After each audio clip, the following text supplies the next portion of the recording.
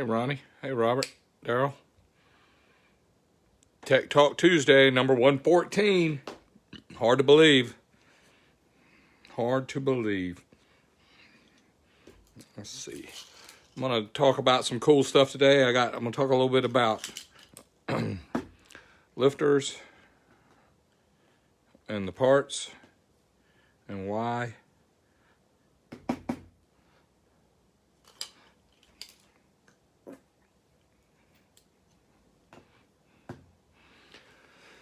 Charlie, I knew you'd be on here. I'm going to go into depth here in a minute. All right, so that would be 0.500. 0.500 divided by 4 equals 130. Okay. I'm going to try my best to flop around on this deal. I'm going to say hi to some of y'all first. I'm going to say hi to Brian, James, Ronnie, Scott, Kevin, Rick. Hey, Rick. Timothy. Rick, you still working on that diet that me and you do? Thanks for hitting me back on that. Bryce Corley, I'm sorry, man. All y'all got cool names, but Bryce has got the best name. That's just an opinion. Eric, Charles, Chuck, Riddell. Hey, Riddell, what's up, my friend? Thumbs up to you boys. Big G. Yeah, Big R. Scott. Shad. Charlie. Great. I'm glad you guys can hear me, and I'm glad you can see me. I got some cool stuff on here. I know I say that every week. I got cool stuff to share with y'all. And also, I want to say out loud here to Sean, and Jason, and Rick. Yes, you are. Good job, my man. I have been doing it since 2016, and I've been hovering in 10 pounds up and down. And it's really helped me a lot, man. Blood work looks good. I'm on a keto program where I eat stuff that has protein in it, and I don't eat things that have carbs in it. And I'm not hurting myself in any way, because I will have a piece of a cookie to see what it tastes like, and I will try a little piece of cake every now and then. But as far as like cheating myself out of something I will not sit down to like a plate of cake and ice cream unless it's my daughter's birthday or something, and I'll have the smallest piece anybody would ever have. But I am pretty religious in the sense that my lifestyle has changed over 5 years to really be little on the amount of carb intake that I take and way up on the protein, and I try my best to drink more water, and it has helped me stay from 220 pounds all the way down to around 180 to 185 is kind of my normal weight now. And so when I put my leathers and my helmet and my boots and gloves on, I weigh about 200 suited, and I'm pretty tall. I'm 5'10" or 11, and I only weigh 185. So some people think I'm really skinny because my legs are so skinny. I got skinny little legs, and we'll talk about that in a minute. But some people call them lucky legs because I'm lucky they hold me up. And one guy asked me if those my legs or was I riding a chicken? And not making fun of chickens, but I thought it was kind of cute. Did anybody notice? Jeff, Frank, Eric, any of you guys notice my socks? I got an excuse. Somebody told me today it was 10 weeks to Christmas, and I'm in this motorcycle hot rod racing engine deal where I buy lifters and push rods, and I buy pistons and cams and valves, and I realized that if you want some pistons or some valves, you better go ahead and order if you want 10, 11, or 12 week delivery. So if you're thinking about buying anybody something for Christmas, you need to be ordering tomorrow, because that stuff takes 10 or 12 weeks. So if you order Christmas presents today, I'm sorry, but you're going to be in 2022 before you get Christmas presents. So go ahead and write cards out to people and tell them how much you love them and how much you meant to get them Christmas presents, but they probably won't come this year unless you buy something that's in stock. So I'm not going to preach about that my whole 30 minutes, but I thought it was funny. It made me think of it, how hard it is to get parts. Now, one thing that we work on here really hard is we try our best to have what we sell in stock. And I'm going to tell you that is a challenge. At one time, back in 2020 and 2019, we sold a lot of stuff. Our website was pretty heavy and we had a lot of stuff, but I retired and now I sell camshafts and compensators and maybe a few cylinder head parts. But it's things that we can try our best to order ahead of time and keep in stock. And I know that all you guys that are in that line of work are struggling with trying to keep parts in stock. And if you're building something, you better be building for next year. I was telling my buddies at Race Pro Stock, I said, you buy three things. You buy stuff you can get today. You buy stuff that you might be able to have by the end of the season if this is the spring. And then you buy stuff now that you might have by next spring if you're lucky. And that's just the state we're in right now in our world. Hey, Josh. Hey, Mike. Bruce, Wesley, yeah. So come on and check in. This won't be all about that. It's going to be some cool stuff. So I got some very simple tools here to explain, and I don't know if it'll work, but I'm going to try it on the fly. I got an ink pen, and I got a little cheap tape measure. All right. Everybody that builds a Harley or puts cams in, they hear these stories where people say you get adjustable push rods and you need to turn how many flats. You know, I'm gonna adjust the push rod 6 flats longer, 20 flats, 18 flats, 22 flats, or they're gonna say just make it 4 turns longer. So it's this long, 1, 2, 3, and 4. And I'm gonna tell you why they tell you this. You see the adjustment. This camera might not do it perfect. This is threads, and there are. And all of us have heard in our life, threads per inch.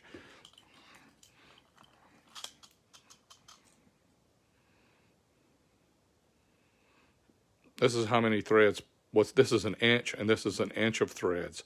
So all of you guys notice that. And push rods, every different brand has a different threads per inch. Some of them have 24 threads per inch, 28 threads per inch, 32. I don't know all the numbers. I'm not an expert on what this is, but I can tell you some good stuff about what's going on here. This is, just for reference, people are going to ask me, this is a Screaming Eagle adjustable push rod for a Milwaukee 8. And it says it's an exhaust. And it has a reference dot right here so you can count how many times you turn it. This is 0. This is 1 turn. This is 2 turns. And this is 3 turns. Okay? And it got that much longer when I made it 3 turns. Let's find out why. All right, I took a S&S. This is just a standard S&S lifter. They sell these now. They used to have a premium lifter that had their name on it, but this is just their standard lifter. I took it apart, and I took it apart so I could show you the pieces. This is a little piston that goes inside. The lifter looks like this on the inside. It's just a hole. And this piston goes in there, and it has a little valve on it on this end. And then this is the little, this is a little adjuster. No, it's not. This is the valve. This is actually this throttles how much oil goes through. The spring keeps the piston tight against the push rod, and this is the push rod seat. This is perfect for the push rod sits in this seat. So I am going to put this lifter together without, let me try and get this down easier to deal with. Oh yeah, this will be better. Oh man, I'm tripping on. Everybody hold on tight. I'm sorry. This is going to work in a minute, okay? Ron, Brian, David. All right, this is a really high quality, high precision made part. It's got very close tolerances because if you drop this piston in here, it will not go down unless you shove it in enough a few times till the air bleeds out.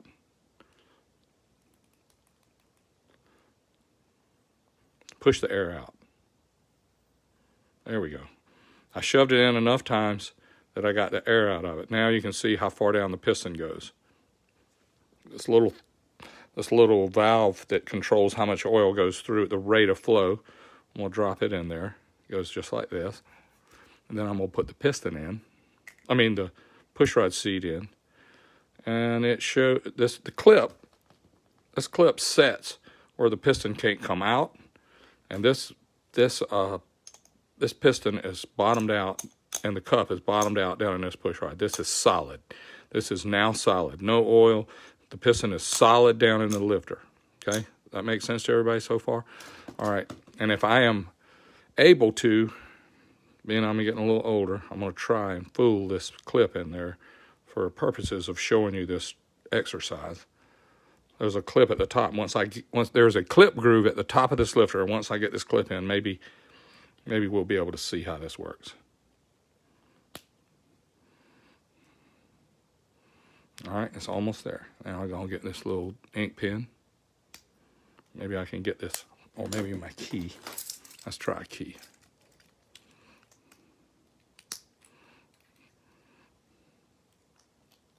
All right, this clip is seated at the top.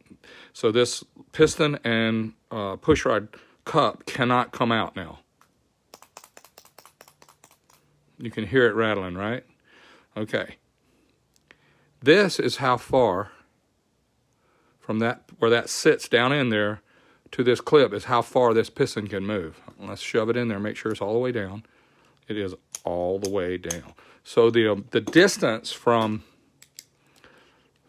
where this piston and cup sits to this clip is the travel that this lifter has in it. Now, I'm going to rattle it around enough for the air to fill up under it so it will stay up against the clip. Watch this. There we go. Now you can see that the pushrod seat is up against the clip. It cannot go higher because the clip keeps it in place. And the air under it is the only thing that keeps it from going down. There's air. See it? The air is a spring.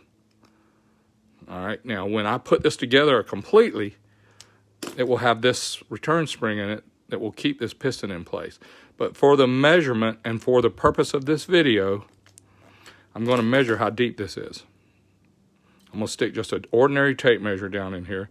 And you can see that the tape measure goes in to the bottom of this rivet. Let's try and figure out what that is.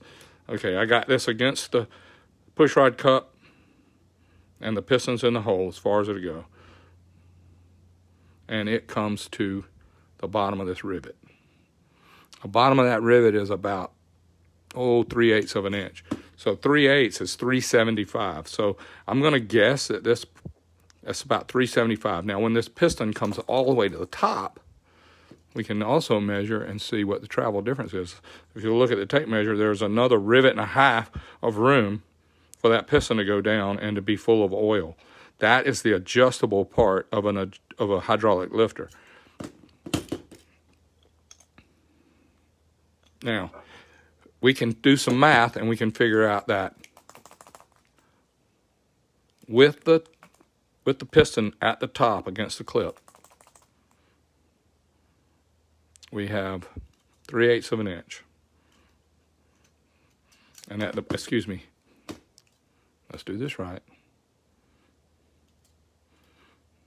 1/8 of an inch. And if you push it down to the bottom, it has 3/8 of an inch. So that gives you a quarter. That is, it has, these are round numbers now. It's around 250 travel. Some people say they have lifters with 200 travel. Some people have the travel limited lifters where they put a spacer in here to keep the piston near the top, and they may be limited travel, and they may have 100 thou travel, or they may be a limited travel with 150 travel. But the reason you have to know that is so you can set this piston at 50% of its travel when you build your engine or put your cams in. Now, if you put this, let's use my key. I'm going to tell you how easy it is to take apart. You You can stick just about any key in here and pull this clip out.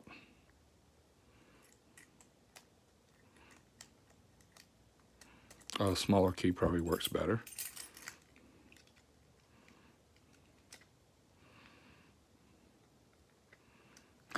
Yeah, doing something like this live isn't always the funnest and coolest. All right, let's put here's the piston.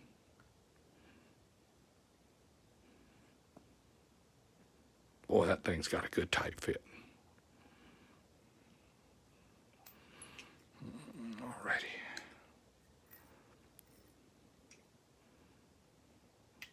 This is how it goes together. Spring goes on here.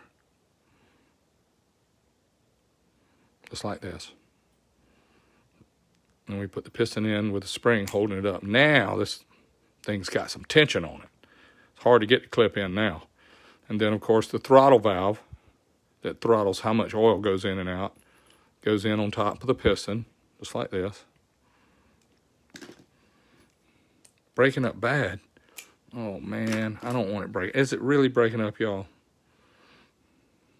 Yeah, it's that tight of a clearance that the air messes it up. Okay. Then we can put the pushrod seat in. And now you're going to be magic trick to be able to push this clip in here. Yeah, you got to hold this down and you got to be able to slide this clip in. And I'm going to need to use both hands with the tools rather than trying to do this on camera. But I want you to understand that your goal here is to push this down and put this clip back in on top of that pushrod seat. I might be able to get it in there. If I don't care, y'all see how bad my hand's shaking because I'm old. It ain't because I'm real nervous, because I'm only who I am. And I'm no more than I am. So if I'm nervous, shame on me, because I've been doing this kind of stuff for a long time. I just don't always do it in person, in live, in front of a bunch of folks. All right. And I'm not embarrassed that I don't know more than I know. Okay, now you can see how good this this piston moves up and down with the clip in place. Now this moves nice now because the valve inside and the piston inside controls that air. So you can hear it. Let's do a real quick sound check here. You hear me okay? And is this clear? My video work clear? Because I'm wasting a lot of time if it's not. Let me know if you can hear me and what I'm saying makes sense so far. Waiting on you. I got some thumbs up. Got a lot of thumbs up. Okay, great. Thank you. Now, let's go back to this push rod. And you're going to put the push rod in the engine. You're going to set it down on top of the lifter. And you are going to adjust. You're going to put the cam on the... Let's move over here. Call the cam. You want the cam facing away from the lifter, like this. And you want the lifter here. You want it to be on the heel of the camshaft, so that this wheel is sitting on the heel of the cam, just like this. And then you're going to turn, this push rod is going to be really loose in the engine. Push rod's going to be really loose. Matter of fact, when you set it in there and put the top under the rock arm, and you put the top and the bottom in the lifter, this push rod is going to sit in here and go up and down. And you're going to say, wow, that's terrible. That thing's going to clank and bang around. So what you do at this point is you will turn this until this push rod will not go up and down anymore. It will sit on the push rod seat on the bottom, and it will sit on the push rod seat in the top. And if you turn it any more, it's going to push this piston off of this clip, if you make this push rod any longer. Now remember, we decided that this piston would go down about 200 thou. So we want to make this push rod 100 thou longer. If this push rod goes, if this lifter has 200 travel, we want to make this push rod to 0, and then we want to make it 100 thou longer. Well, let's try our best, given the situation we have to work with here, how to make the push rod longer like that. All right, I'm going to stretch this out. I'm going to shorten this push rod up to about where it would go in an engine and try and get to a round number that we can look at. I'm going to move it to 9.5 to start with, just for purposes of this video. Who knows what it really would be? Somebody's smart. But you can see here, I've got this push rod to about 9.5 inches. Okay? 9.5 inches. Now I'm going to move it 2 turns. Here's the, all right, let's go. 2 turns would be longer. There's 1 turn. 2 turns.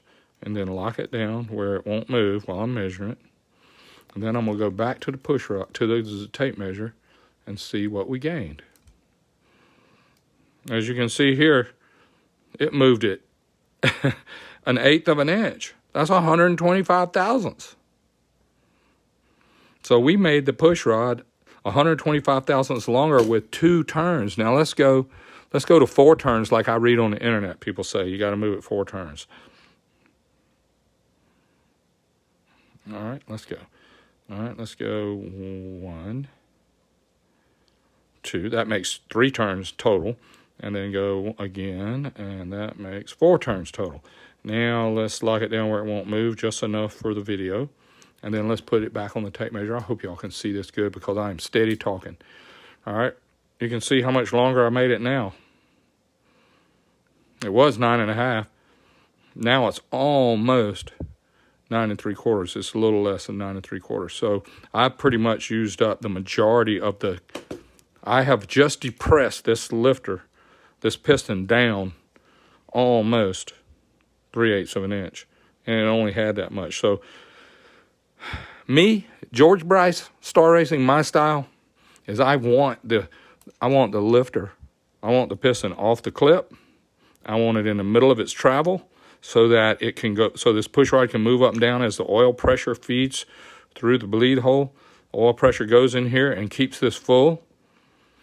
Also, the most important thing that happens for the reliability of our engines is for this oil pressure, the same oil pressure that comes through your new oil pump or your old oil pump, to come up through this hole under. If you got 50 PSI in your engine, 50 PSI comes up through this hole. It goes through this hole, comes out this hole, and goes to the rock arm, and it spills out the rock arm and goes all over the bearings and the valve springs and all the parts in there. And if you look through this, you'll be able to see the hole at the other side. This is one hollow push rod, and your goal is to set this piston in this lifter travel at 50% of that, and it's your job to figure out what that travel is. Now you can call somebody and say, how much travel does your lifters have? And how much threads per inch do you have, and count the turns. But me, if I bought these push rods and I'm sitting on the table here before I put them in, I'm going to know, me, George Bryce, I'm going to know how many turns makes how long of a push rod. And you can also do it by math with threads per inch. And I would also know what the lifter travel is. And I can do it with this lifter empty with no oil in it. I can actually look at this and tell you, I can see if this is 100 thou travel, I can see. It is way over 200 travel here. I can see it. If you look close, you can see that I can push this down. Now, when there's oil in here, when there's 50 PSI oil in this lifter, you cannot compress a liquid. You can compress air like I'm doing here. I am pushing this air, making a spring out of this air. But if you put a liquid in there like water or oil, you cannot compress that liquid. So this once this lifter fills up to right here, it is full and solid. This becomes a solid lifter once it becomes full of oil. And while it is not pumped up, it is your job to set the clearance with this adjustable part so that this lifter can do its job. And the reason we need is because we have aluminum block where the camshaft sits in the block, and we have aluminum cylinders for the pistons, and then we have aluminum head for the valves and the rocker arms and everything. And all that stuff gets longer. I mean, if you've got a 3-inch tall head and you got a 5-inch long cylinder, and then you got the camshaft down below that, all of those numbers get bigger as it gets hotter. The heads might grow 15 thou, the block might grow 15 thou, and if it's a Harley Davidson, for instance, the engine cases grow taller, the camshaft gets further away from the head, and the head gets further away from the camshaft. So these push rods, if you got solid lifters and a solid push rod, your clearances are going to get really loose right here, because this lifter is going to stay where the cam is and the head's going to get further away, and this thing's going to be pounding in here. So it's great to have a hydraulic lifter that will take up the slack that the thermal expansion gives us in those parts. And I hope that wasn't too confusing for you. I hope you give me some great questions. The lifters you can buy, I think you can buy them limited to 100 travel, 150 travel, or maybe 200 travel. And this is just an S&S standard lifter. They charge a couple $100 a set. This is a Screaming Eagle push rod that I always used in my career. These are real high quality push rods. They're a little bit tapered. The scary part about the push rod is the threads. I don't like the ones that have the small diameter quickie style. I'm not a big fan, because it's really little here, and the cross section in this part is real small, and you better keep it close to the end so you don't have a lot of flex right here where it'll break off, because a push rod is like a pole vault. It will bend wherever it gets a chance, and this push rod is pretty stout. It's a thick wall. It's got a small hole. Can I see through it? How do you do that? I did better a minute ago. There we go. You can see through it. It's hollow. All right. I did Tech Talk 114. I got some better stuff coming up on 115, which is the Tuesday after now. And remember, Christmas is coming in 10 weeks, 12 weeks. I don't know how long, 11 weeks. But anyway, if you order new parts that are not in stock at your supplier or the manufacturer, it will probably be after Christmas before you get new stuff. So shop early. Shop smart. Take care of each other. May God bless y'all. Thank you so much for watching me for 114 weeks in a row. May God bless y'all. Have a great week. I'll see you soon. Thank you so much.